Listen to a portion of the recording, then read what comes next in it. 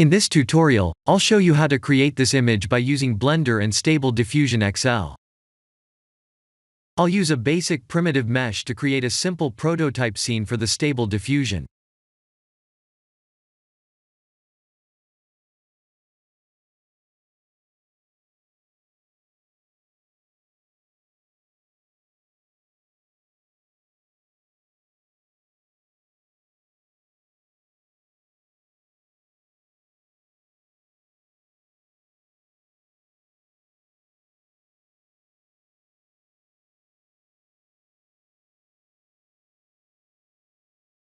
Please render the image and import it in Stable Diffusion.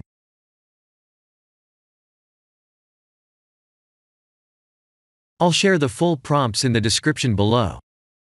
Please set the preprocessor to none, and select the correct depth model.